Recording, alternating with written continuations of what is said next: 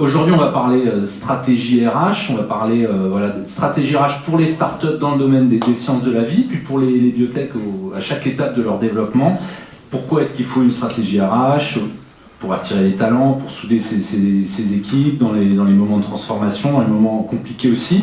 Voilà, alors comment lever des talents, comment valoriser son capital humain, c'est un petit peu la thématique de cette table ronde, pour reprendre une analogie un petit peu financière. Alors à mes côtés, Nawal Ouzren, donc vous êtes CEO de Sensorion. Donc, Sensorion, c'est une biotech spécialisée dans les maladies de l'oreille interne, qui est en bourse, qui est une société qui a déjà pas mal d'années d'histoire, qui est cotée en bourse depuis 4 ans.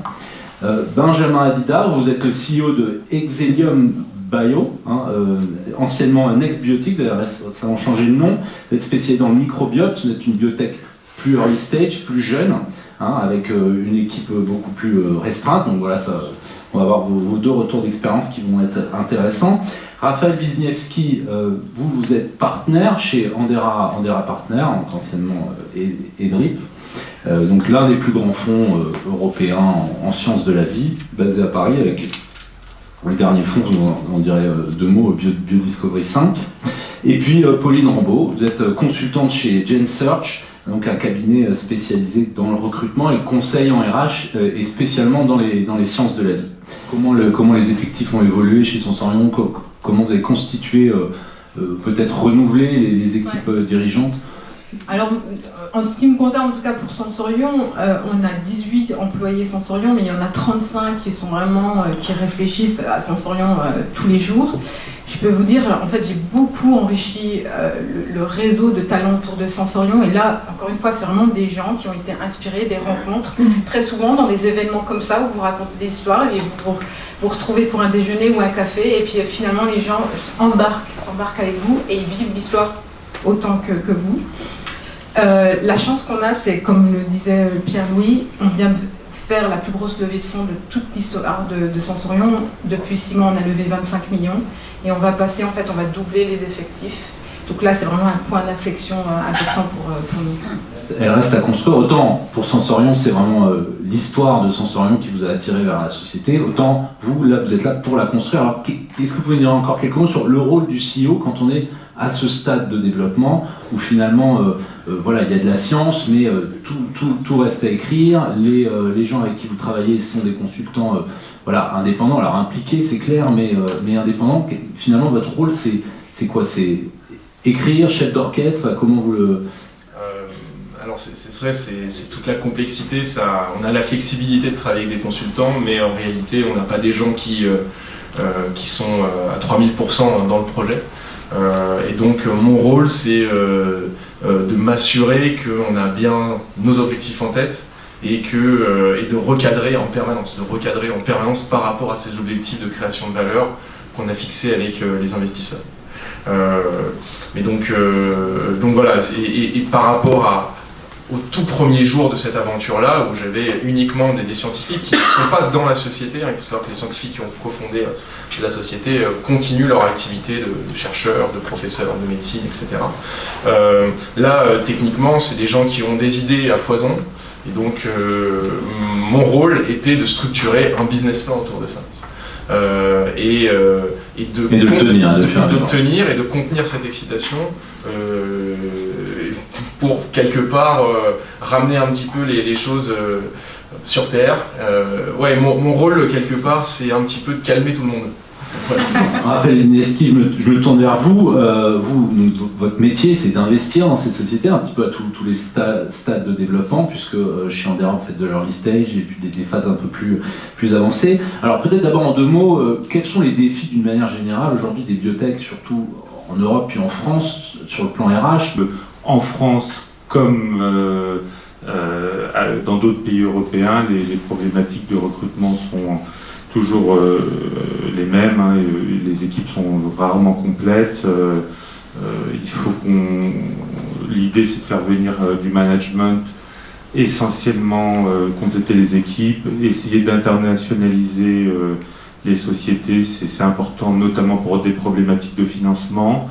Et il faut jongler évidemment avec les complexités locales, mais qui sont en France. Il y a eu toujours des histoires sur les stock options, les outils d'intéressement, mais en Allemagne, il y a d'autres problématiques.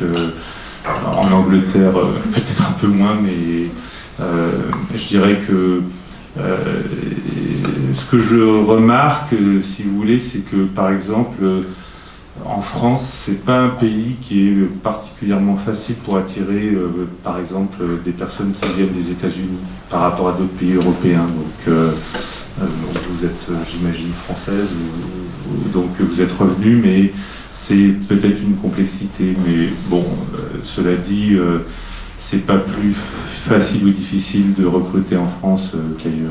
On avait dit cette phrase que j'ai retenue, bien notée. Le recrutement, c'est comme le business développement. On cherche des partenaires, on a besoin d'une écoute historique pour les attirer, on a besoin de benchmark aussi. Est-ce que vous pouvez nous parler un petit peu de ce travail de recrutement? Voilà. Oui, alors l'idée c'était de dire...